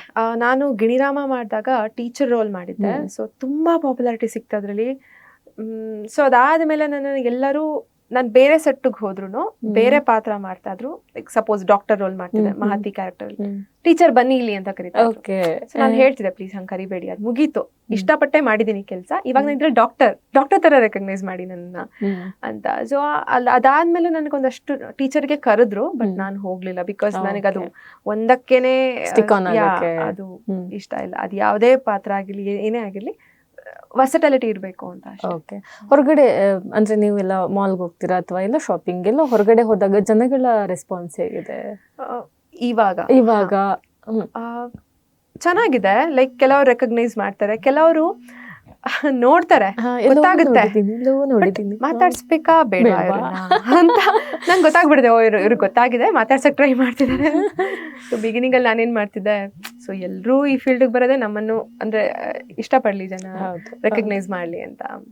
ಕೋವಿಡ್ ಟೈಮಲ್ಲಿ ಮಾಸ್ಕ್ ಹಾಕೊಳ್ತಿದ್ವಿ ಎಲ್ರು. ನಂಗೆ ಗೊತ್ತಾಗ್ತಿತ್ತು, ಕೆಲವ್ರಿಗೆ ಈಗ ಗೊತ್ತಾಗುತ್ತೆ ಕಣ್ಣು ಏನೋ ಒಂದು. I use to simply remove my mask, ಏನೋ ನೀರ್ ಕುಡಿಯೋ ತರನೋ ಏನೋ. ಆಗ ಅವ್ರಿಗೆ ಮೇಡಮ್ ಅಂತ ಮಾತಾಡಿಸ್ತಿದ್ರು, ಖುಷಿ ಆಗ್ತಿತ್ತು ಅವಾಗ. ಸೊ ಮಾರ್ಕೆಟ್ಗೆ ಹೋದಾಗ್ಲೂ ಅಷ್ಟೇ, ಮನೆ ಹತ್ರ ಇಷ್ಟು ನೋಡೋ ರೆಕಗ್ನೈಸ್ ಮಾಡಿದ್ರು ಫಸ್ಟ್, ಅದು ಖುಷಿ ಆಯ್ತು ತುಂಬಾ. ಪರವಾಗಿಲ್ವಲ್ಲ, ನಾನು ನಾರ್ಮಲ್ ಅಟೈರ್ ಅಲ್ಲಿ ಇದೀನಿ, ಬರೀ ಕಣ್ಣು ವಾಯ್ಸ್ ಇಂದ ರೆಕಗ್ನೈಸ್ ಮಾಡ್ತಿದಾರಲ್ಲ, ಅದು ಜೆಂಟ್ಸ್ ಮಾಡಿದ್ದು ಅಂತ ಖುಷಿ ಆಯ್ತು. ಸೊ ಫ್ಯಾನ್ ಫಾಲೋವರ್ಸ್ ಯಾಕೋ ಜೆಂಟ್ಸ್ ಜಾಸ್ತಿ ಇದ್ದಂಗಿದೆ. ನಂಗೆ ಇಬ್ರು ಬೇಕು, ಜೆಂಟ್ಸು ಬೇಕು, ಫಿಮೇಲು ಬೇಕು, ಎಲ್ಲರೂ ಬೇಕು. ಓಕೆ. ಸೊ ಇನ್ನೊಂದು ಮುಖ್ಯವಾದ ವಿಷಯ ನಾವು ನೋಡೋದಾದ್ರೆ, ಧಾರಾವಾಹಿ ಅಥವಾ ಸಿನಿಮಾದಲ್ಲಿ ಕಾಂಪಿಟೇಷನ್ ಸಿಕ್ಕಾಪಟ್ಟೆ ಇದೆ. ಸೊ ಇವಾಗ ಒಂದು ಪಾತ್ರಕ್ಕೆ ನಾವು ಆಯ್ಕೆ ಆಗಬೇಕು ಅಂದರೆ ಅದರಿಂದ ಸಾಕಷ್ಟು ನಮ್ಮ ಪರಿಶ್ರಮನೂ ಇರುತ್ತೆ, ಹಾಗೆ ಬೇರೆ ಕಾಂಪಿಟೇಟರ್ಸ್ನ ನಾವು ಹಿಂದೆ ಹಾಕಿ ಹೋಗ್ಬೇಕಾದ್ದು ಇರುತ್ತೆ. ನಿಮ್ಗೆ ಈ ಚಾಲೆಂಜಸ್ ಎಷ್ಟಿತ್ತು? ಇದೊಂದೇನೋ ರೋಲ್ ಇದೆ, ಆಡಿಷನ್ ಅಂತ ಕರೀತಾರೆ, ಆದ್ರೆ ಕಟ್ ನಾನು ಆಡಿಷನ್ ಎಲ್ಲ ಕೊಡ್ತೀನಿ, ನಿಮ್ ಆಲ್ಮೋಸ್ಟ್ ಓಕೆ ಮೇಡಮ್ ಅನ್ನೋ ತರ ಆಗುತ್ತೆ. ಕಟ್ ಮಾಡಿದ್ರೆ ಯಾರೋ ಫೇಮಸ್ ಆಗಿರೋರ್ನೇ ಹಾಕೊಂಡಿರ್ತಾರೆ. ಫೇಮಸ್ ಆಗಿರೋರೇ ಅಥವಾ ಅವರೇ ಯಾರೋ ಬೇಕು ಅಂತ ನಿಮ್ ತಲೆಯಲ್ಲಿ ಆಲ್ರೆಡಿ ಇರುತ್ತೆ ಅಂದ್ಮೇಲೆ ನಮ್ಮನ್ನ ಯಾಕೆ ಕರೆಸ್ತೀರಾ? ಪರ್ಟಿಕ್ಯುಲರ್ ಕ್ಲಾರಿಟಿ ಇಟ್ಕೊಳ್ಳಿ, ಇದೇ ರೋಲಿಗೆ ನಿಖಿತಾ ಸೂಟ್ ಆಗ್ತಾರೆ, ಇದಕ್ಕೆ ಕರೆಸಿ. ಹೇಳೋದೊಂದು, ಕೊಡೋದಿನ್ನೊಂದು. ಅದು ನಂಗೆ ಬೇಜಾರಾಗುತ್ತೆ. ಅದು ಈ ತರ ಚಾಲೆಂಜಸ್ ತುಂಬಾ ಫೇಸ್ ಮಾಡಿದೀನಿ. ಆಲ್ಮೋಸ್ಟ್ ಓಕೆ ಆಗೋ ತನಕನೂ ಹೋಗಿ ಆಮೇಲೆ ಆಗಿರಲ್ಲ. ಆಮೇಲೆ ಒಂದ್ ಒಳ್ಳೆ ಪಾತ್ರನೇ ಮಾಡ್ತಾ ಇರ್ತೀನಿ, 1-2 ತಿಂಗಳು ಬ್ರೇಕ್ ಆಗಿರತ್ತೆ ಅಷ್ಟೇನೆ, ಮತ್ತೆ ಸ್ಕ್ವೇರ್ ಟು 0-1 ಹಂಗೆ ಬರುತ್ತೆ. ಅಂದ್ರೆ ಚಿಕ್ಕ ಪಾತ್ರಕ್ಕೇನೋ ಒಂದು ಕೇಳಿರ್ತಾರೆ, ಮೇಡಮ್ ಇದ್ರಲ್ಲಿ ಗೆಸ್ಟ್ ಅಪಿಯರೆನ್ಸ್ ಇದೆ ಬರ್ತೀರಾ? ನೋ, ನಾನು ಅಷ್ಟು ಕೆಲಸ ಮಾಡಿದೀನಿ, ಮತ್ತೆ ಯಾಕೆ ನೀವು ಚಿಕ್ಕ ಪಾತ್ರಕ್ಕೆ ಕರಿತಾ ಇದ್ದೀರಾ? ಈ ತರದ್ ಬೇಜಾರು ನಿಜವಾಗ್ಲೂ ಆಗುತ್ತೆ. ಓಕೆ. ಆಡಿಷನ್ ಟೈಮಲ್ಲಿ ಫೇಸ್ ಮಾಡಿರೋದು ಆ ಥರ ತುಂಬಾ ನಿಮಗೆ ಮರೆಯೋಕ್ಕಾಗಲ್ಲ, ತುಂಬಾ ನೋವು ಕೊಡ್ತು ಅನ್ನುವಂಥದ್ದು? ಬಿಗಿನಿಂಗಲ್ಲಿ ಆಡಿಷನ್ಗೆ ಹೋಗ್ತಾ ಇದ್ದೆ ನಾನು, ಅವಾಗ ತುಂಬ ಕ್ಯೂ ಇರ್ತಿತ್ತು. ಬಟ್ ನಾನು ಅದನ್ನೆಲ್ಲ ಎಂಜಾಯ್ ಮಾಡಿದ್ದೀನಿ, ಯಾವುದನ್ನು ನಾನು ಬ್ಲೇಮ್ ಮಾಡಲ್ಲ. ಬಿಕಾಸ್ ಏನೂ ಬ್ಯಾಕ್ಗ್ರೌಂಡ್ ಇಲ್ದಿರೋ ಅವಳಿಗೆ ನಾನು ಹೋದ ತಕ್ಷಣ ನನಗೆ ಕ್ಲಿಯರ್ ಪಾತ್ ಸಿಗಬೇಕು ಅಂತ ನಾನು ಕೇಳಲ್ಲ. ನಾನು ಅಟೆಂಡ್ ಮಾಡಿದ್ದೀನಿ ಅಷ್ಟೊಂದೆಲ್ಲ ದೊಡ್ಡ ದೊಡ್ಡ ಲೈನಲ್ಲಿ ನಿಂತ್ಕೊಂಡು ವೆಯ್ಟ್ ಮಾಡಿ ಬೆಳಗ್ಗೆ ಹೋದವಳು. ಒಂದೊಂದ್ಸಲ ಮಂಗಳೂರಿಂದ ಗೊತ್ತಾದ ಕೂಡಲೇ ಪೋಸ್ಟರ್ಸ್ ನೋಡಿರ್ತೀನಲ್ವಾ, ನೈಟ್ ಬಸ್ ತಗೊಂಡು ಅರ್ಲಿ ಮಾರ್ನಿಂಗ್ ಬೆಂಗಳೂರು ರೀಚ್ ಆಗಿನೂ ಆಡಿಷನ್ ಕೊಟ್ಟಿರೋ ದಿನಗಳಿದೆ ಬಿಫೋರ್ ಸತ್ಯಂ ಶಿವಂ ಸುಂದರಂ. ಫಸ್ಟಿಂದನೂ ಆಡಿಷನ್ ಕೊಡುವಾಗ ಈ ಥರ ದೊಡ್ಡ ದೊಡ್ಡ ಕ್ಯೂ ಇರ್ತಾ ಇತ್ತು. ಸೊ ಅದನ್ನೆಲ್ಲ ದಾಟ್ಕೊಂಡು ಬಂದೆ ನಾನು. ಸೊ ಆ ಕ್ಯೂ ಎಲ್ಲ ನೋಡುವಾಗ ಅನ್ನಿಸ್ತಿತ್ತು ಲೈಕ್ ಎಂಜಾಯ್ ಮಾಡ್ತಿದ್ದೆ ಆ ಕ್ಯೂನ ನಾನು. ಬಿಕಾಸ್ ಒಬ್ಬ ನ್ಯೂ ಕಮರ್ಗೆ ಅಷ್ಟು ಬೇಗ ನಾನು ಒಂದು ಲೈಕ್ ಕ್ಲಿಯರ್ ಪಾತ್ ಸಿಗಬೇಕು ಅಂತ ನಾನೇನು ಕೇಳಲ್ಲ. ಆದರೆ ಅಷ್ಟೆಲ್ಲ ಕೊಟ್ಟಿರ್ತೀವಿ, ಅದಾದಮೇಲೆ ಎಷ್ಟು ದಿನಗಳಾದರೂ ನಾವು ಫಾಲೋ ಅಪ್ ಮಾಡಿದ್ರೂ ಉತ್ತರ ಕೊಡಲ್ಲ. ನಾವೇನೋ ಒಂದು ನಿರೀಕ್ಷೆ ಇಟ್ಕೊಂಡಿರ್ತೀವಿ, ಏನೋ ಹೇಳ್ತಾರೆ, ಏನೋ ಒಂದು ಚಾನ್ಸ್ ಸಿಗ್ಬೋದು ಅಂತ. ಈ ಥರ ನಾನು ಒಂದು ತುಂಬ ಆಡಿಷನ್ಸ್ ಅಟೆಂಡ್ ಮಾಡಿದ್ದೀನಿ, ಕ್ಯೂ ಅಲ್ಲಿ ನಿಂತು ಕೊಟ್ಟಿರೋ ಆಡಿಷನ್ಸ್, ಉತ್ತರನೇ ಇರಲ್ಲ. ಅದಾದ್ಮೇಲೆ ಏನೋ ಒಂದು ಕ್ಲಿಕ್ ಆಗುತ್ತೆ. ಆಮೇಲಿಂದ ಒಂದಷ್ಟು ಆಡಿಷನ್ಸ್ ಆಮೇಲೆ ಲುಕ್ ಟೆಸ್ಟ್ ಸ್ಟೇಜಿಗೆ ಹೋಗ್ತೀವಿ. ಆ ಸ್ಟೇಜಿಗೆ ಬರೋದಿದೆಯಲ್ಲ ಅಪ್ಪ ಖುಷಿ ಆಗುತ್ತೆ. ಬಿಕಾಸ್ ಬರೀ ಲುಕ್ ಟೆಸ್ಟ್ ಅಲ್ವಾ, ನಾವು ಲಿಮಿಟೆಡ್ ಸೆಲೆಕ್ಟೆಡ್ ಮೆಂಬರ್ಸ್ ಮಾತ್ರ ಇರ್ತೀವಿ. 100 ಜನ ಕ್ಯೂ ಇಂದ ಬರೀ 5 ಜನಕ್ಕೆ ಕರೀತಾರೆ ಅಂದ್ರೆ ಇಟ್ಸ್ ರಿಯಲಿ ಗ್ರೇಟ್ ಅಂತ ಅನ್ಸುತ್ತೆ. ಓಕೆ, ಸಿನಿಮಾದಲ್ಲೂ ಈ ತರ ಪ್ರಾಬ್ಲಮ್ಸ್ ಫೇಸ್ ಮಾಡಿದೀರಾ? ಇಲ್ಲ, ಸಿನಿಮಾದಲ್ಲಿ ಈ ತರ ಪ್ರಾಬ್ಲಮ್ಸ್ ಇನ್ನಷ್ಟು ಫೇಸ್. ಸಿನಿಮಾ ಅವಕಾಶ ಹೇಗೆ ಸಿಕ್ತು? ಥಿಯೇಟರ್ ಇಂದ ಸಿಕ್ತು ನನಗೆ. ಬಿಕಾಸ್ 2021 ಮಾಡುವಾಗ ಮನ್ಸೂರೆ ಸರ್ ಯಾವುದೋ ಒಂದು ನಮ್ದು ಶೋ ನೋಡಿದ್ರಂತೆ. ಮತ್ತೆ FB ಇನ್ಸ್ಟಾದಲ್ಲೂ ನಂದು ಪೋಸ್ಟರ್ ಏನೋ ನೋಡಿದ್ರು. ಅದು ಹೇಗಾಯ್ತಂದ್ರೆ, ನಾನು ಸುಮ್ಮನೆ ಮ್ಯಾನಿಫೆಸ್ಟೇಷನ್ ಹೆಂಗ್ ವರ್ಕ್ ಆಗುತ್ತೆ ಅಂತ ಹೇಳ್ತೀನಿ. ಸುಮ್ಮನೆ ಇವಾಗ ನಿಮ್ಮ ಹತ್ರ ಹೇಗೆ ಮಾತಾಡ್ತಿದ್ದೀನಿ, ನನ್ನ ಫ್ರೆಂಡ್ ಹತ್ರ ಹಾಗೆ ಮಾತಾಡ್ತಿದ್ದೆ. ಮನ್ಸೂರೆ ಸರ್ ಜೊತೆ ಒಂದು ಪ್ರಾಜೆಕ್ಟ್ ಮಾಡಬೇಕು ಕಣೋ, ಚೆನ್ನಾಗಿರುತ್ತೆ. ತಕ್ಷಣ ಕಾಲ್ ಬಂತು. ಯಾರು ನಂಬಲ್ಲ ಹೇಳಿದ್ರೆ ಕಾಲ್ ಬಂತು ನನಗೆ, ಮನ್ಸೂರೆ ಸರ್ ಇಂದಾನೆ ಕಾಲ್ ಬಂತು. ಅಲ್ಲಿ ತನಕ ನಾನು ಅವರನ್ನ ಮಾತೇ ಆಡ್ಸಿಲ್ಲ. ಅವರೇ ಹೇಳಿದ್ರು, ಹಿಂಗೊಂದು ರೋಲ್ ಇದೆ ನಮ್ಮ ಮೂವಿಯಲ್ಲಿ, ನೀವು ಮಾಡ್ತೀರಾ ಅಂತ, ನಾಳೆನೇ ಆಫೀಸಿಗೆ ಬನ್ನಿ ಅಂತ. ನಾನು ಹೋದೆ, ಸೆಲೆಕ್ಟೆಡ್. ಅಂದ್ರೆ ಒಂದು ಆಡಿಷನ್ ಕ್ಲಿಪ್ಪಿಂಗ್ ಕೊಟ್ಟಿದ್ರು, ಇದನ್ನ ರೆಕಾರ್ಡ್ ಮಾಡಿ ಕಳಿಸಿ ಅಂತ ಎಲ್ಲ ಹೇಳಿದ್ರು. ಅದನ್ನೆಲ್ಲ ಆಯ್ತು. ಅದರಿಂದ ಒಳ್ಳೆ ರೆಕಗ್ನಿಷನ್ ಸಿಕ್ತು ನನಗೆ, ಇಂಡಸ್ಟ್ರಿ ಒಳಗಡೆ ಮತ್ತೆ ನಮ್ಮ ಥಿಯೇಟರ್ ಸರ್ಕಲ್ ಒಳಗಡೆ ಎಲ್ಲ ಒಂದು ಒಳ್ಳೆ ರೆಕಗ್ನಿಷನ್ ಸಿಕ್ತು. ಓಕೆ, ಸೊ ಇದ್ರ ಜೊತೆಗೆ ಇನ್ನು ರಿಲೀಸ್ಗೆ ಆಗಕ್ಕೆ 1.5 ಮೂವಿ ರೆಡಿ ಇದೆ. ಮೊನ್ನೆ ತಾನೇ ಅದ್ರದ್ದು ವಿಡಿಯೋ ಸಾಂಗ್ ರಿಲೀಸ್ ಆಗಿದೆ. You looks very pretty that. ಅದ್ರ ಅನುಭವ ಹೇಳಿ. ನನ್ನ ಲೈಫಲ್ಲೇ ಫಸ್ಟ್ ಸಾಂಗ್ ಅಂತ ಹೇಳ್ಬೋದು ಅದನ್ನ. ಲೈಕ್ ಒಂದು ಬ್ಯೂಟಿಫುಲ್ ರೊಮ್ಯಾಂಟಿಕ್ ಸಾಂಗ್ ಅದು. 1.5 ಅಂತ ಚಿತ್ರದ ಹೆಸರು. 3 ಜನ ಲೀಡ್ ಇದೀವಿ ಅದ್ರಲ್ಲಿ ನಾವು. ನಾನು, ಮಾನ್ವಿತಾ, ಹರೀಶ್ ಅವರು ಆ್ಯಂಡ್ ಲಲಿತಾ ಅಂತ 3 ಜನ. ಶ್ರೇಯಸ್ ಚಿಂಗ ಅವರು ಅದಕ್ಕೆ direction and hero. Manikanth Kadri sir ಇದಕ್ಕೆ ಒಂದು ಬ್ಯೂಟಿಫುಲ್ ಸಾಂಗ್ ಕೊಟ್ಟಿದ್ದಾರೆ. ಈಗಲೇ ಅದನ್ನ ಆಲ್ಫಾ ಮ್ಯೂಸಿಕಲ್ಲಿ ಹೋಗಿ ನೋಡಿ, ತುಂಬ ಚೆನ್ನಾಗಿದೆ. ನಿಧಿ ಸಾಂಗ್ ಇದೆ ಆ್ಯಂಡ್ ತುಂಟ ನಯನ ಅಂತ ನನ್ನ ಸಾಂಗ್ ಇದೆ. ಅದರಲ್ಲಿ 2 days ಶೂಟ್ ಮಾಡಿದ್ವಿ ನಾವು, 2 nights ಆ್ಯಕ್ಚುಲಿ. ಈವ್ನಿಂಗ್ ಒಂದು 7 ಇಂದ ಮಿಡ್ನೈಟ್ 3 ತನಕ ಶೂಟ್ ಮಾಡಿದ್ವಿ. ಸೊ ಫುಲ್ಲು ರೈನ್ ಎಫೆಕ್ಟಲ್ಲಿ. ಇಟ್ಸ್ ಮೈ ಲೈಕ್ ಫಸ್ಟ್ ಅನುಭವ. ಆ ಥರ ಸ್ವಲ್ಪ ಮುಜುಗರ ಆಯ್ತು ಸೆಟ್ಟಲ್ಲಿ, ಬಿಕಾಸ್ ವೆರಿ ಫಸ್ಟ್ ಟೈಮ್ ಆ ಥರ ಸಾಂಗ್, ರೊಮ್ಯಾಂಟಿಕ್ ಸಾಂಗ್ ಬಿಟ್ಟಿದ್ದಾರೆ.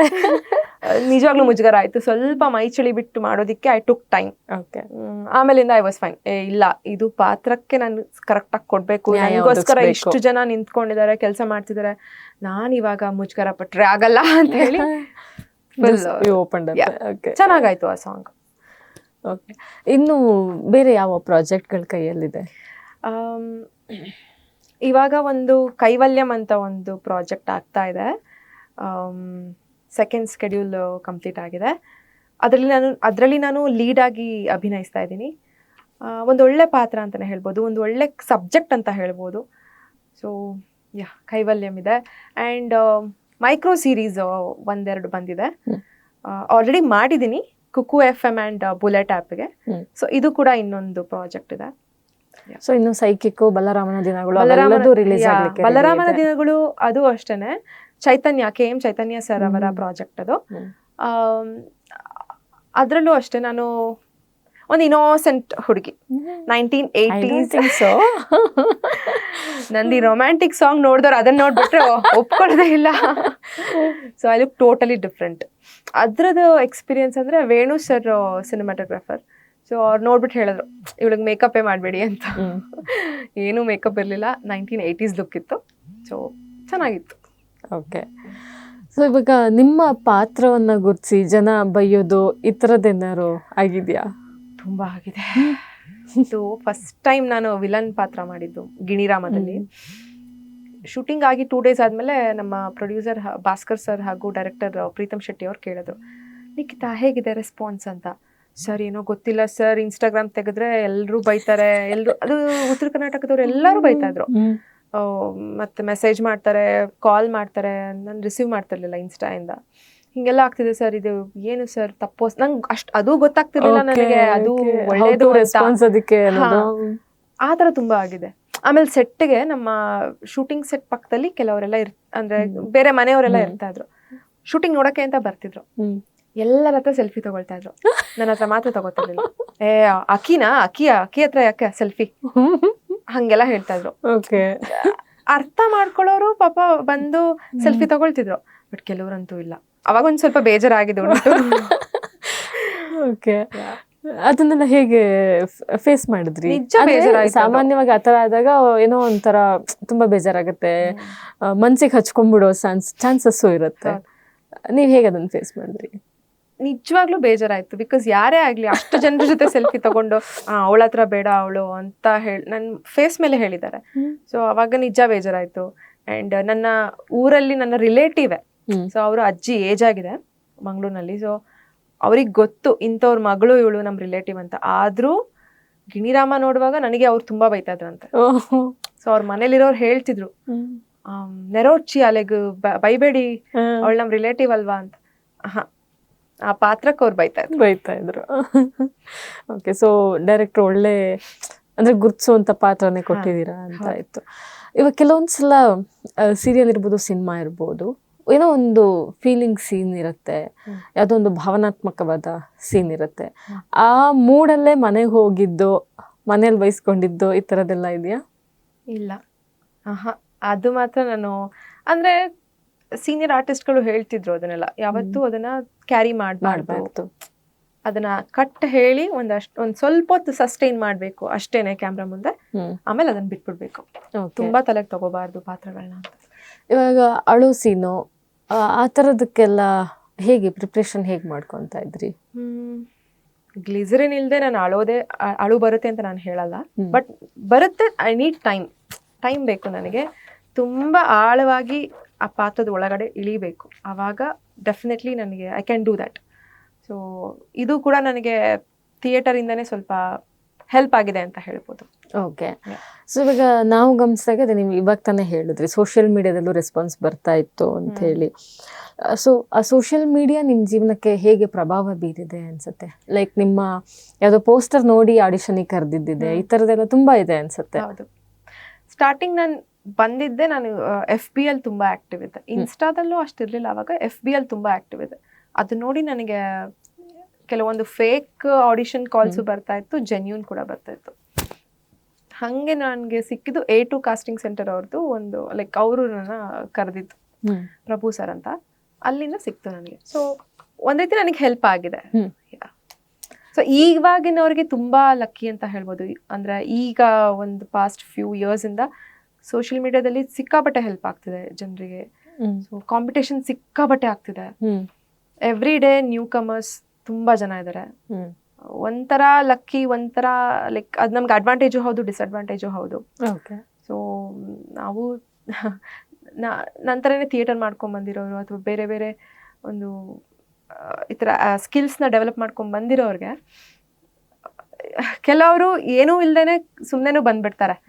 ನನ್ನ ಲೈಕ್ ಸುಮ್ಮನೆ ಫಾಲೋವರ್ಸ್ ಜಾಸ್ತಿ ಇದ್ದಾರೆ ಅಂತ, ಅದು ನಾನು ಅಕ್ಸೆಪ್ಟ್ ಮಾಡಲ್ಲ.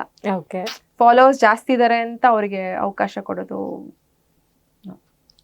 ಫಾಲೋವರ್ಸ್ ಜಾಸ್ತಿ ಇರ್ಲಿ, ಅವರನ್ನ ಕರೀರಿ, ಆ ಪಾತ್ರಕ್ಕೆ ಅವ್ರು ಸೂಟ್ ಆಗ್ತಾರೆ, ಡೈರೆಕ್ಟರಿಗೆ ಅನ್ನಿಸ್ತಾ ಇದೆ ಇವ್ರು ಪರ್ಫೆಕ್ಟ್ ಅಂತ ಅನ್ಸಿದ್ರೆ ನೋ ವರೀಸ್. ಬರೀ ಫಾಲೋವರ್ಸ್ ಇದ್ದಾರೆ ಅಂತ ಕೆಲವ್ರನ್ನ ಆಯ್ಕೆ ಮಾಡ್ತಾರೆ, ಅದು ನಿಜವಾಗ್ಲೂ ಬೇಜಾರಾಗುತ್ತೆ. ಓಕೆ, ಸೊ ಇವಾಗ ಈ ಶೂಟಿಂಗ್ ಟೈಮಲ್ಲಿ ಇರ್ಬೋದು, ಕೆಲಸದ ಒತ್ತಡ ಮತ್ತೆ ವೈಯಕ್ತಿಕ ಜೀವನ, ಅದನ್ನ ಹೇಗೆ ಬ್ಯಾಲೆನ್ಸ್ ಮಾಡ್ತಿದ್ದೀರಾ? ನಾನು ಮೊದಲಿಂದನೂ ಒಂಥರ ಮಲ್ಟಿ ಟಾಸ್ಕರೇ ನಾನು ಮನೆಯಲ್ಲಿ. ಸೊ ಸಣ್ಣ ವಯಸ್ಸಿಂದನೂ ಅದೇ ಥರ. ಬಿಕಾಸ್ ನನ್ನ ಡ್ಯಾಡಿ ಮಿಲಿಟರಿಲಿದ್ರು, ಏರ್ಫೋರ್ಸಲ್ಲಿದ್ದರು. ಸೊ ಮನೇಲಿ ಅದೊಂದು ಡಿಸಿಪ್ಲಿನ್ ಲೈಫ್ ಸ್ಟೈಲ್ ಇತ್ತು. ಹಾಗಾಗಿ ನನಗೆ ಯಾವುದೂ ಕಷ್ಟ ಆಗಿಲ್ಲ. I manage. ಅಂದ್ರೆ ಇವಾಗ ಮನೆ ಬಿಟ್ಟು ಬೆಂಗಳೂರಲ್ಲಿ ಬಂದು ಇದ್ದೀರಾ, ಸೊ ಏನು ಅಪ್ಪ ಅಮ್ಮನ ಮಿಸ್ ಮಾಡ್ಕೊಳ್ಳೋದಿರ್ಬೋದು, ಇಲ್ಲಿ ಲೈಫ್ ಸ್ಟೈಲಿಗೆ ಹೊಂದ್ಕೊಳ್ಳೋದಿರ್ಬೋದು, ಇದೆಲ್ಲ ಕಷ್ಟ ಅನಿಸ್ತಾ ಆರಂಭದ ದಿನಗಳಲ್ಲಿ? ಸ್ಟಾರ್ಟಿಂಗಲ್ಲಿ ಕಷ್ಟ ಆಯಿತು, ಬಟ್ ನಾನೇನು ಹೋಮ್ ಸಿಕ್ ಅಲ್ಲ. ನಾನಾಗಲಿ ನನ್ನ ತಂಗಿ ಆಗಲಿ ಯಾರು ಹೋಮ್ ಸಿಕ್ ಇಲ್ಲ. So we are very like ತುಂಬ ಲಾಜಿಕಲ್ ಆ್ಯಂಡ್ ಪ್ರಾಕ್ಟಿಕಲ್ ಫ್ಯಾಮಿಲಿ ಅಂತ ಹೇಳ್ಬೋದು. ಸೊ ಒಳ್ಳೆ ಒಂದು ಕನೆಕ್ಷನ್ ಇದೆ. ಯಾಕಂದರೆ ನಮ್ಮ ಅಪ್ಪ ಅಮ್ಮ ತುಂಬ ಒಳ್ಳೆ ನಮಗೆ ಚೈಲ್ಡ್ಹುಡ್ ಕೊಟ್ಟಿದ್ದಾರೆ. ಒಳ್ಳೆ ಒಂದು ವೆರಿ ಬ್ಲೆಸ್ಡ್ ಅಂತ ಹೇಳ್ಬೋದು. Very nice parents. ಇವಾಗ ಏನೋ ಒಂದು ಬೇಜಾರಾಗಿರುತ್ತೆ, ಆಡಿಷನ್ದೇ ಎಕ್ಸಾಂಪಲ್ ತಗೊಳ್ಬೋದು, ಅಥವಾ ಯಾವುದೋ ಶೂಟಿಂಗ್ ಹೋಗಿರ್ತೀರಾ, ಅಲ್ಲೇನೋ ಮನಸ್ತಪ್ಪನೋ ಇನ್ನೇನೋ ಆಗಿರುತ್ತೆ, ಮನಸ್ಸು ನಿಮ್ಮದು ಕುಗ್ಗಿರುತ್ತೆ. ಇದನ್ನು ಹೇಗೆ ಕಮಪ್ ಮಾಡ್ತೀರಾ? ತುಂಬ ಬೇಜಾರಾದರೆ ಹತ್ತು ಬಿಡ್ತೀನಿ. ಓಕೆ. ಒಬ್ಬಳೇ ತಗೊಳ್ತೀನಿ, ಬೇರೆಯವ್ರ ಮುಂದೆ ಹೇಳಲ್ಲ.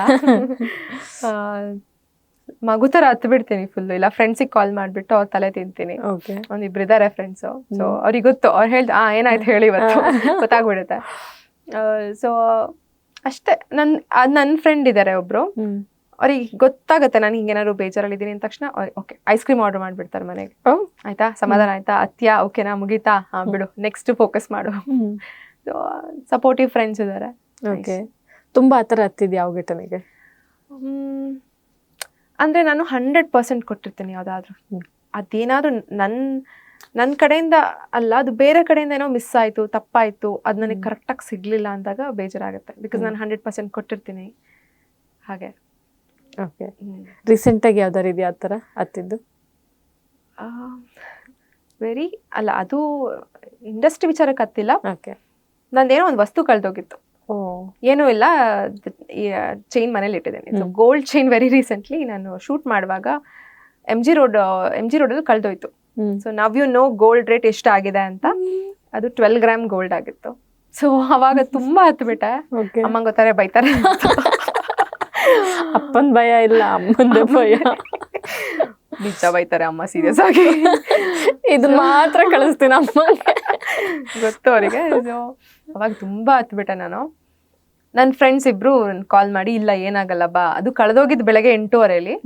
ಸೊ ನಾನು ಹೇಳ್ತಿದ್ದೀನಿ, ಇಲ್ಲ ಅದು busy road, Shivajinagar road, Bowring hospital road, ಸಿಗಕ್ ಸಾಧ್ಯನೇ ಇಲ್ಲ ಅಂತ. ಅವರು ಇಲ್ಲ ಬಾ ನಾವಿಬ್ರು ಬರ್ತೀವಿ, ಸುಮ್ಮನೆ ಹುಡ್ಕೋಣ, ಸಿಕ್ಕಿದ್ರೆ ಸಿಗ್ಲಿಲ್ಲ ಬೇಡ ಅಂತ. ಅಂಡ್ ಅವರಿಬ್ರು ಬಂದ್ರು ಪಾಪ. ಒಬ್ರು ಕೆಂಗೇರಿಯಿಂದ ಬಂದ್ರು, ಇನ್ನೊಬ್ರು ನ್ಯಾಷನಲ್ ಕಾಲೇಜಿಂದ ಬಂದ್ರು. ಬಂದು ಲಕ್ಕಿಲಿ ಏನಾಗಿದೆ, ನಾವು ಬೆಳಗ್ಗೆ ಕಳ್ಕೊಂಡಿದ್ದ ಜಾಗದಲ್ಲಿ ಒಂದು ಕಸದ ವ್ಯಾನ್ ನಿಂತ್ಕೊಂಡಿತ್ತು. Actually that saved me actually. ಅಲ್ಲಿ ಯಾರು ಓಡಾಡೋದಲ್ಲ ಕಸದ ತೊಟ್ಟಿ ವ್ಯಾನ್ ಹತ್ರ.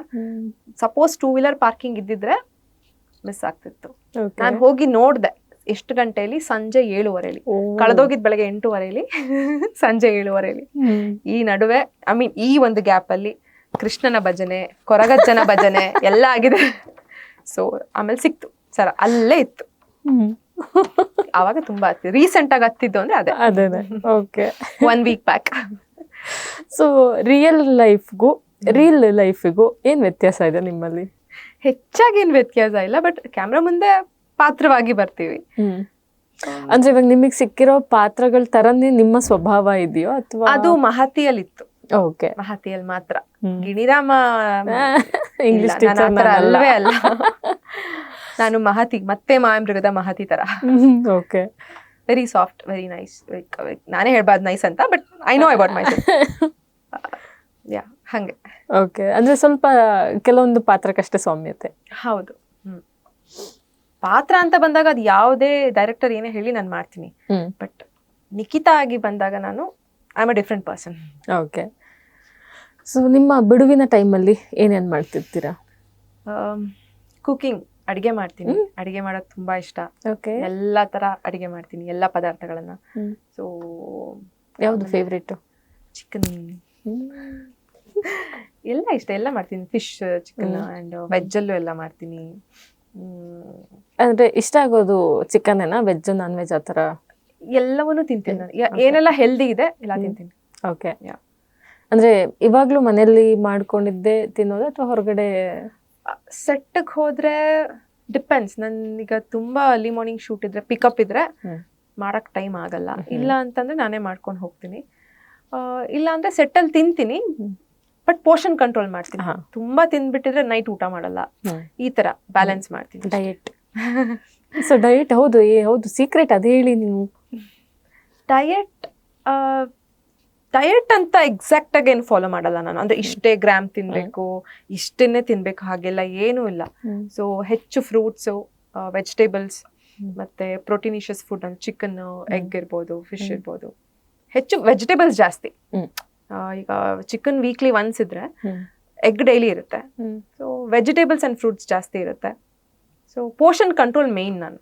ಓಕೆ. ಜಿಮ್ಮು, ವರ್ಕೌಟ್, ಅದು ಪಾಸ್ಟ್ 7 years ಇಂದನೂ ನಾನು ಜಿಮ್ಮು, ಯೋಗ ಎರಡೂ ಮಾಡ್ತೀನಿ. ಸೊ ಶೂಟಿಂಗ್ ಇದ್ದಾಗ ಸ್ವಲ್ಪ ಮಿಸ್ ಆಗುತ್ತೆ, ಹೇಳದ್ನಲ್ಲ, ಅವಾಗ ಫುಡ್ ಅಲ್ಲಿ ಬ್ಯಾಲೆನ್ಸ್ ಮಾಡ್ತೀನಿ. ಇಲ್ಲ ಈವ್ನಿಂಗ್ ಬೇಗ ಶೂಟಿಂಗ್. ಅಂಡ್ ಲಕ್ಕಿಲಿ ನನ್ಗೆ ಇವಾಗ ಜಿಮ್ ಬಿಟ್ರು ಸ್ವಲ್ಪ ದಿನ ಅಷ್ಟು ಬೇಗ ಏನು ಬಾಡಿಯಲ್ಲಿ ಚೇಂಜಸ್ ಆಗಲ್ಲ. ಸೊ ಇನ್ ಫ್ಯೂಚರ್ ಯಾವ್ಯಾವ ರೀತಿಯ ಪಾತ್ರ ಮಾಡಬೇಕು ಅನ್ನೋ ಗೋಲ್ ಏನಾರು ಇಟ್ಕೊಂಡಿದ್ದೀರಾ? ಆಸ್ ಅನ್ ಆರ್ಟಿಸ್ಟ್ ನನಗೆ ಚಾಲೆಂಜಿಂಗ್ ಪಾತ್ರಗಳು ಯಾವುದೇ ಆಗಿರಲಿ, ಲೈಕ್ ನಾನು ಅದಕ್ಕೆ ತುಂಬ ಹೋಮ್ವರ್ಕ್ ಮಾಡಬೇಕು. ಯಾವುದೇ ಆದರೂ ಮಾಡ್ತೀವಿ, ಬಟ್ ಸ್ಟಿಲ್ ಇನ್ನೊಂದು 10 ಪಟ್ಟು ಎಕ್ಸ್ಟ್ರಾ ಎಫರ್ಟ್ ಹಾಕಿ ಈ ಪಾತ್ರ ನಾನು ಮಾಡಬೇಕು ಅಂತ ಅನ್ಸೋ ಪಾತ್ರಗಳೆಲ್ಲ ಮಾಡಬೇಕು ನಾನು. ಓಕೆ. ಆ ಥರ ಪಾತ್ರಗಳು ತುಂಬಾ ಇಷ್ಟ ಆಗುತ್ತೆ. ಲೈಕ್ ಈಗ ಗಂಗೂಬಾಯಿ ಕಾಟಲ್ವಾಡಿ ಅಂತ ಬಂತು, ಆಲಿಯಾ ಭಟ್ ಅವ್ರದ್ದು, ಅಥವಾ ಈಗ ನಮ್ಮಲ್ಲೇ ಶರಪಂಜರ ಕಲ್ಪನಾ ಮ್ಯಾಮ್ ಇರ್ಬೋದು. ಆ ಥರ ಪಾತ್ರಗಳು, ಕಾದಂಬರಿ ಆಧಾರಿತ ರೋಲ್ಸ್ಗಳು, ಅದೊಂದು ವಿಭಿನ್ನ ಲೀಡ್ ಇರುವಂತದ್ದು ಅಥವಾ ಮಹಿಳಾ ಪ್ರಧಾನ ಕತೆ ಚಿತ್ರಗಳು, ಆ ತರದ್ದು. ಫಿಮೇಲ್ ಲೀಡ್ಗೆ ಜಾಸ್ತಿ ಸ್ಪೇಸ್ ಇರುವಂತ, ಜಾಸ್ತಿ ಅದಕ್ಕೆ ಸ್ಪೇಸ್ ಇರುವಂತದ್ದು ಬೇಕು. ಇವಾಗ ಕ್ಯಾಮ್ರಾ ಹಿಂದೆ ನಡೆದಂತೆ ಯಾವ್ದಾದ್ರು ಒಂದು ಫನ್ನಿ ಘಟನೆ ಅಂತ ಅಂದ್ರೆ ನಿಮಗೆ ಯಾವ ತಕ್ಷಣ ನೆನಪಾಗೋದು? ತುಂಬಾ ನಡೀತಾ ಇರುತ್ತೆ. ಯಾವುದು ಶೂಟ್ ಹೇಗಾಗುತ್ತೆ ಅಂತ ನಮಗೆ ಗೊತ್ತಿರುತ್ತೆ, ಮನೇಲಿ ಗೊತ್ತಿರಲ್ಲ ಅಲ್ಲ. ಸೊ ನನ್ ಮನೇಲಿ ಅಮ್ಮ ತಂಗಿ ಎಲ್ಲ ಸೀರಿಯಸ್ ಆಗಿ ನೋಡ್ತಿರ್ತಾರೆ. ಸೊ ನಾನ್ ಅವಾಗ ಹೇಳೋದವ್ರಿಗೆ, ಇಲ್ಲ ಇದು ಸುಮ್ನೆ, ಇಲ್ಲಿ ಯಾರು ನಿಂತೆ ಇಲ್ಲ, ಸುಮ್ನೆ ನೋಡ್ತಾ ಇದೀವಿ, ಅಥವಾ ಇಲ್ಲೇನು ಮಾಡ್ತಾ ಇಲ್ಲ, ಆತರ ಏನೋ ನಮಗ್ ಗೊತ್ತಲ್ಲ ಅಲ್ಲಿ ಏನಾಗಿರುತ್ತೆ ಅಂತ. ಸೊ ಆತರ ಹೇಳಿರ್ತೀನಿ ಮನೇಲಿ, ಸಿಕ್ಕಾಬಟ್ಟೆ ಹೇಳ್ತಿರ್ತೀನಿ. ಅವ್ರು ಹೇಳ್ತೀರಿ, ಎಷ್ಟ್ ಸಲ ಹೇಳ್ತೀಯ ನೀನು, ನಾವು ನೋಡ್ತೀವಿ, ಸುಮ್ನೆ ಇರೋ. ಓಕೆ.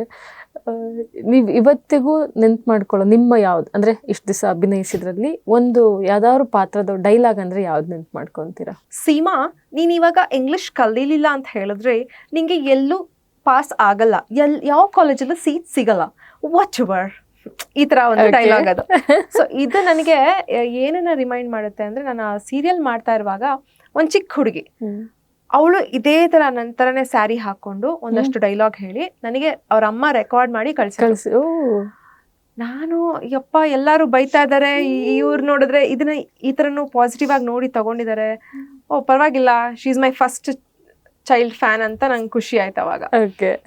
ಅವಳು ನನ್ಕಿಂತನೂ ಚೆನ್ನಾಗಿ ಮಾಡ್ತಾ ಇದ್ಲು. ವಾಚ್ ವರ್ಡ್ ಅನ್ನೋ ಅದು ಫೇಮಸ್ ಡೈಲಾಗ್ ಅದ್ರಲ್ಲಿ. ಅದೆಲ್ಲ ನೋಡ್ಬೇಕು, ತುಂಬಾ ಇನ್ನೂ ಇನ್ಸ್ಪೈರ್ ಆಗುತ್ತೆ. ಬೇರೆಯವ್ರು ಏನಾರು ಹೇಳಿ ನನ್ನ ಕಡೆ ಸೆಲ್ಫಿ ತಗೊಳ್ತಿದ್ರು ಪರವಾಗಿಲ್ಲ, ಚೆನ್ನಾಗಿ ಮಾಡ್ಬೇಕಿನ್ನು ಅಂತ. Okay okay. ನಿಮ್ಮ ಬಗ್ಗೆ ಇದುವರೆಗೂ ನಿಮ್ಮ ಫ್ರೆಂಡ್ಸಿಗಿರ್ಬೋದು ಅಥವಾ ಪಬ್ಲಿಕ್ಕಿಗಿರ್ಬೋದು ಗೊತ್ತಿಲ್ಲದೆ ಇರೋ ಒಂದು ವಿಚಾರ ಅಂದ್ರೆ ಯಾವುದು? ಗೊತ್ತಿಲ್ಲದೆ ಇರೋದ, ನಾನು ತುಂಬಾ ಕದ್ದು ತಿಂತೀನಿ ಅಥವಾ ಸುಳ್ಳು ಹೇಳ್ತೀನಿ, ಈ ಥರದ್ದೇನಾದ್ರು? ನಮ್ಮ ಟ್ರೈನರ್, ಜಿಮ್ ಟ್ರೈನರ್ ಸರ್, ನಾನು ಐಸ್ ಕ್ರೀಮ್ ತಿಂತೀನಿ ಸರ್, ಇಷ್ಟ ಆದಾಗೆಲ್ಲ ತಿಂತೀನಿ. ಚಾಕ್ಲೇಟ್ ಐಸ್ ಕ್ರೀಮ್ ತಿಂತೀನಿ, ಬಟ್ ಚಾಕ್ಲೇಟ್ ಡಾರ್ಕ್ ಚಾಕ್ಲೇಟ್ ಅಷ್ಟೇ ತಿನ್ನೋದು, ನಾರ್ಮಲ್ ಚಾಕ್ಲೇಟ್ಸ್ ಇಲ್ಲ. ಬಟ್ ಐಸ್ ಕ್ರೀಮ್ ಇಷ್ಟ ಆದ್ರೆ ತಿಂತೀನಿ ಸರ್, ಸಾರಿ. ಜಿಮ್ ಟ್ರೈನರ್ ಬೈತಾರೆ.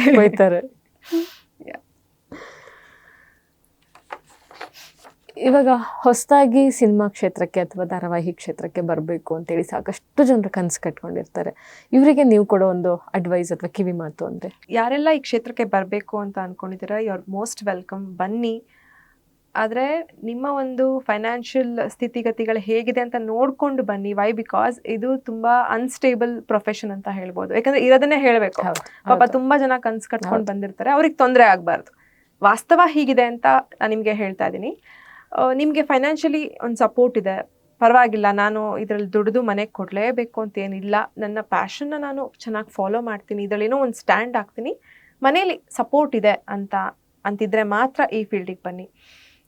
ಇದರಲ್ಲಿ ದುಡಿದು ಮನೆಗೆ ಕೊಡಬೇಕು ಅಂತ ಇದ್ರೆ ಮಾತ್ರ ನೋಡಿ, ಯೋಚನೆ ಮಾಡಿ. ಬಿಕಾಸ್ ಒಂದ್ಸಲ ಪ್ರಾಜೆಕ್ಟ್ ಸಿಕ್ಕಿದ್ರೆ ಇನ್ನೊಂದ್ಸಲ ಸಿಗಲ್ಲ, ಒಂದ್ಸಲ ಚೆನ್ನಾಗಿ ದುಡ್ಡು ಬರುತ್ತೆ ಇದರಲ್ಲಿ, ಇನ್ನೊಂದ್ಸಲ ಏನೂ ಇರಲ್ಲ. ಸೊ ತುಂಬಾ ಈ ತರ ಬ್ಯಾಲೆನ್ಸ್ ಮಾಡ್ಬೇಕು ನೀವು. ಇಲ್ಲ ನಾನು ಏನೇ ಆದ್ರೂ ಸರಿ ಇದ್ರಲ್ಲೇನೆ ಎಲ್ಲವನ್ನೂ ಸಾಧಿಸ್ತೀನಿ ಅಂತ ಹೇಳ್ಕೊಂಡು ಬಂದಿರೋರು ಇದಾರೆ, ಸಾಧನೆನೂ ಮಾಡಿದ್ದಾರೆ. ಬಟ್ ನೋಡ್ಕೊಳ್ಳಿ ನಿಮ್ಗೆ ಕಷ್ಟ ಆಗ್ಬಾರ್ದು ಅಂತ. ಆ ಸ್ಟ್ರಗಲ್ ನ ಫೇಸ್ ಮಾಡೋ ಮನಸ್ಥಿತಿನೂ ಇರಬೇಕು. And at the same time ನಿಮಗ್ ನೀವು ಮೋಸನೂ ಮಾಡ್ಕೋಬೇಡಿ. ಅಂದ್ರೆ ಪ್ಯಾಷನ್ ನ ಬಿಟ್ಕೊಡ್ಬೇಡಿ ಅಷ್ಟು ಈಸಿಯಾಗಿ. ಮಾಡಿ ಸಮ್ ಅದರ್ ವೇ ಹುಡುಕಿ. ಅಂದ್ರೆ ಕೆಲಸನೂ ಮಾಡ್ಕೊಂಡು ಏನೋ ಒಂದು ಮ್ಯಾನೇಜ್ ಮಾಡ್ಕೊಂಡು ವರ್ಕ್ ಫ್ರಮ್ ಹೋಮ್ ಏನೋ ಒಂದು ಮಾಡಿ. Because end of the day ನಾವು ಎಲ್ಲರೂ ಮಾಡೋದು ಆತ್ಮತೃಪ್ತಿಗೋಸ್ಕರನೇ. ಸೊ ಪ್ಯಾಷನ್ ಇದ್ರಲ್ಲಿದೆ ಅನ್ನುವಾಗ ಅಷ್ಟು ಈಸಿಯಾಗಿ ಬಿಟ್ಕೊಡಕ್ಕೂ ಮನಸ್ಸಾಗಲ್ಲ. ಸೊ ಮಾಡಿ, ಬಟ್ ಮ್ಯಾನೇಜ್ ಮಾಡಿ. ಕಂಪ್ಲೀಟ್ ಆಗಿ ಮನೆ ಪರಿಸ್ಥಿತಿ ಅಷ್ಟು ಚೆನ್ನಾಗಿಲ್ಲ ಅಂತಂದ್ರೆ ನೋಡಿ ಪ್ಲೀಸ್ ಯೋಚನೆ ಮಾಡಿ ಅಂತ ಹೇಳ್ತೀನಿ. ಓಕೆ, ಯಾಕೆಂದ್ರೆ ದೂರದ ಬೆಟ್ಟ ನುಣ್ಣಗೆ ಅಂತಾನೆ ಹೇಳ್ಬೋದು. ಇದು ಕಲಾ ಬದುಕು ರಂಗ ಏನು ಬಣ್ಣ ಬಣ್ಣದ ಲೋಕ ಅಂತಾನೆ ಎಲ್ಲರೂ ವರ್ಣಿಸಿದ್ದಾರೆ ಇದು ಈಗಾಗ್ಲೇ. ಸೊ ಇಲ್ಲಿ ಧುಮುಕಿದ್ಮೇಲೆನೆ ಇಲ್ಲಿ ಆಳ ಎಷ್ಟು ಅನ್ನೋದು ಅರ್ಥ ಆಗೋದು. ಇವಾಗ ನೀವೇ ಸಾಕಷ್ಟು ಆಡಿಷನ್ ಫೇಸ್ ಮಾಡಿದೀರಾ, ಕಷ್ಟದ ದಿನಗಳನ್ನ ನೋಡಿದೀರಾ. ಸೊ ಇವಾಗ ಹೇಗಿದೆ ನಿಮ್ಮ ಫೈನಾನ್ಷಿಯಲ್ ಸ್ಟೇಟಸ್? ಅದೇ ನಾನು ಟಚ್ವುಡ್, ನನಗೆ ಶುರುವಿಂದನೂ ಅಪ್ಪ ಅಮ್ಮನ ಸಪೋರ್ಟ್ ಇದ್ದಿದ್ರಿಂದ ನನಗೇನು ಲೈಕ್ ಮನೆಗೆ ದುಡ್ಡು ಕೊಡ್ಬೇಕು ಅನ್ನೋದು ಇರ್ಲಿಲ್ಲ. ಅದ್ ನಂಗೆ ನಿಜ ಹೆಲ್ಪ್ ಆಯ್ತು. ಇಲ್ಲ ಅಂದಿದ್ರೆ ನನಗೆ ನಾನು ಯೋಚನೆ ಮಾಡ್ತಿದ್ದೆ ಅನ್ಸುತ್ತೆ, ಹೇಗ್ ಮಾಡೋದು, ಏನು ನಾನು ಏನ್ ಮಾಡ್ಬೇಕು ಅಂತ. ಸೊ ಅಪಾರ್ಟ್ ಫ್ರಮ್ ದ್ಯಾಟ್ ನನ್ನ ಲೈಕ್ ಫೈನಾನ್ಷಿಯಲ್ ಸ್ಟೇಟಸ್ ನೋಡುವಾಗ ಇಟ್ ಇಸ್ ಗುಡ್, ಚೆನ್ನಾಗಿದೆ. ಅಂದ್ರೆ ನಾನು ಚೆನ್ನಾಗಿ ಅದನ್ನ ಮೇಂಟೈನ್ ಮಾಡ್ತಿದ್ದೀನಿ, ಬ್ಯಾಲೆನ್ಸ್ ಮಾಡ್ತಾ ಇದ್ದೀನಿ ಅಂತ ಹೇಳ್ಬೋದು. ಓಕೆ, ಅದು ನಿಮ್ಗೆ ಇವಾಗ ತುಂಬಾನು ಅಂತಲ್ಲ, ಲೈಕ್ ಇರೋದ್ರಲ್ಲೇನೆ ಏನು ಅದನ್ನ ಉಳಿತಾಯ ಮಾಡಬಹುದು, ಎಲ್ಲಿ ಇನ್ವೆಸ್ಟ್ ಮಾಡಬಹುದು, ಈ ತರ ಅಷ್ಟೇನೆ. ಇವಾಗ ನೀವು ಆರಂಭ ದಿನಗಳಲ್ಲಿ ಒಂದ್ ಸೀರಿಯಲ್ ಒಂದು ಆಗ್ತಿದ್ದಂಗೆ ನಿಮ್ಗೆ ಅವಕಾಶಗಳು ಬಂತ ಅಥವಾ ಆ ನಡುವೆ ಗ್ಯಾಪ್? ಇಲ್ಲ, ನನಗೆ ಇದು ಒಂದು ಅರ್ಥನೇ ಆಗ್ಲಿಲ್ಲ. ಕಂಟಿನ್ಯೂಸ್ ಆಗಿ ನನಗೆ ಯಾವ್ದು ಪ್ರಾಜೆಕ್ಟ್ ಸಿಗ್ಲಿಲ್ಲ ಸೀರಿಯಲ್ ಅಲ್ಲಿ. ಆತರ ಸಿಕ್ಕಿದ್ದು ನನಗೆ ಅಣ್ಣ ತಂಗಿ ವಧು, ಅದ್ ಎರಡೇ ಅಟ್ ಎ ಟೈಮ್ 2 ಪ್ರಾಜೆಕ್ಟ್ ಮಾಡ್ತಾ ಇದ್ದೆ ನಾನು. ಅಂದ್ರೆ ಅದು ಕೂಡ ಎಂಡಿಂಗ್ ಅಲ್ಲಿ, ವಧುದು ಎಂಡಿಂಗ್ ಅಲ್ಲಿ. ಹಂಗ ನೋಡಿದ್ರೆ ನಾನು ಲಾಸ್ಟ್ ಇಯರ್ ಜಾಸ್ತಿ ಕೆಲಸ ಮಾಡಿದ್ದೀನಿ ಇಷ್ಟು ವರ್ಷದಲ್ಲಿ. In these 7 years, almost 6.5 years. 2025 ನನಗೆ ದಿ ಬೆಸ್ಟ್ ಅಂತ ಅನ್ಸಿತ್ತು. ತುಂಬಾ ಕೆಲಸ ಮಾಡಿದ್ದೀನಿ, ನನಗೆ ಖುಷಿ ಆಗುತ್ತೆ. ಸೊ ಅಂದ್ರೆ ಬ್ಯಾಕ್ ಟು ಬ್ಯಾಕ್ ಕೆಲಸ ಇತ್ತು, ಒಂದಲ್ಲ ಒಂದಿತ್ತು ಕೆಲಸ. ಆ ಗ್ಯಾಪ್ ಅಲ್ಲಿ ನೀವು ಊರಿಗೆ ಹೋಗಿರ್ತಿದ್ರ ಅಥವಾ ಇಲ್ಲೇ ಬೆಂಗಳೂರಲ್ಲೇ? ನಾನು ಇಲ್ಲೇ ಇರ್ತಿದ್ದೆ. ಬಿಕಾಸ್ ಊರಿಗೆ ಹೋದ ತಕ್ಷಣ ಕಾಲ್ ಬರುತ್ತೆ. ಬಸ್ ಹತ್ತಿ ಅರ್ಧ ಮಡಿಕೇರಿ ರೀಚ್ ಆಗುವ ಕಾಲ್ ಅಥವಾ ಹಿಂಗೆ. ಸೊ ಹೋಗ್ತಿದ್ದೆ, ಬಟ್ ಹೋಗೋದೇ ಇಲ್ಲ ಅಂತಲ್ಲ, ಇಲ್ಲೇ ಇರ್ತಿದ್ದೆ ನಾನು. ಅಥವಾ ಇಲ್ಲೇನೋ ಲುಕ್ ಟೆಸ್ಟ್ ಇರ್ತಿತ್ತು. Again I told you, look test ಅಂತ ಕರೀತಾರೆ, ಏನೋ ಒಂದು ಆಸೆ. ಕೊನೆಗೆ ಮತ್ತೆ ಅದು ಇಲ್ಲ ಮೇಡಮ್ ಅವ್ರು ಸೆಲೆಕ್ಟ್ ಆಗಿದ್ದಾರೆ, ಆ ಥರ ಗ್ಯಾಪ್ ಆಗಿತ್ತು. ಓಕೆ, ಒಂದು ಸೀರಿಯಲ್ ಅಂತೂ ನಾನು ಶೂಟಿಂಗ್ ಮಾಡಿ ಅದಕ್ಕೆ ಹೇಳಿದ ಕಾಸ್ಟ್ಯೂಮ್ಸ್ನೆಲ್ಲ ತಗೊಂಡು ಒಂದು ದಿನದಲ್ಲಿ 5 ಸೀನ್ ಎಲ್ಲ ಕಂಪ್ಲೀಟ್ ಮಾಡಿ ಮತ್ತೆ ಕಾಲ್ ಮಾಡಿ ಹೇಳಿದ್ರು, ಇಲ್ಲ ಮೇಡಮ್ ಅದು ಚಾನಲ್ ಅವ್ರೇನೋ ಬೇರೆಯವರು ಸೆಲೆಕ್ಟ್ ಮಾಡಿದ್ರು. ಚಾನಲ್ ಅವ್ರಿಗೆ ಫಸ್ಟ್ ಗೊತ್ತಿರ್ಲಿಲ್ವಾ ನಾನು ಫೋಟೋ ಕಳಿಸುವಾಗ? ಅದ್ ನಿಜವಾಗ್ಲೂ ಬೇಜಾರಾಗಿತ್ತು. ಓಕೆ, ಅಂದ್ರೆ ಈ ತರದ ಪಾಲಿಟಿಕ್ಸ್ ತುಂಬಾ ಇದೆ ಅಂತೀರಾ? ಹೌದು, ತುಂಬಾ ಇದೆ. ಶೂಟಿಂಗ್ ಸಮಯದಲ್ಲಿ ಸಾಕಷ್ಟು ಸ್ಥಳಗಳಿಗೆ ಭೇಟಿ ಕೊಟ್ಟಿರ್ತೀರಾ, ಬೇರೆ ಬೇರೆ ಊರುಗಳಲ್ಲಿ ಶೂಟಿಂಗ್ ಆಗಿರುತ್ತೆ. ದ ಬೆಸ್ಟ್ ಅಂತ ಅನ್ಸಿದ್ ಯಾವ ಪ್ಲೇಸು, ಯಾವ ಊರು? ನಾನು ದಾವಣಗೆರೆ, ಹುಬ್ಳಿ, ಧಾರವಾಡ ಈ ಕಡೆ ಹೋಗಿದ್ದೆ ನಾನು. 2021 ಶೂಟ್ ಆಗ್ತಿತ್ತು. ಅವಾಗ ಲೈಕ್ ನಾನು ಒಬ್ರು ಇದಾರೆ ರೂಪಾ ಅಂತ, ಅವರು ಅಲ್ಲ ಧಾರವಾಡ ಪಾಪ, ಅವರು ಲೆಕ್ಚರರ್, ಇಂಗ್ಲಿಷ್ ಲೆಕ್ಚರರು. ನನ್ನ ಡೈ ಹಾರ್ಟ್ ಫ್ಯಾನ್ ಅಂತ ಹೇಳ್ಬೋದು. ನಾನು ಅವ್ರಿಗೆ ಫ್ಯಾನ್, ಯಾಕಂದ್ರೆ ಅಷ್ಟು ಪ್ರೀತಿ ಕೊಟ್ಟಿದ್ದಾರೆ ಅವರು. ನನ್ನ ಶೂಟಿಂಗ್ ಅಲ್ಲಿದೆ ಅಂತ ಗೊತ್ತಾದ ಕೂಡಲೇ ಅವರ ಕಾಲೇಜ್ ಮುಗಿಸ್ಕೊಂಡು ನನಗೆ ಅಂತ ಧಾರವಾಡ ಪೇಡ ತಗೊಂಡ್ ಬಂದು ಶೂಟಿಂಗ್ ಲೊಕೇಶನ್ ಬಂದು ಕೊಟ್ರು.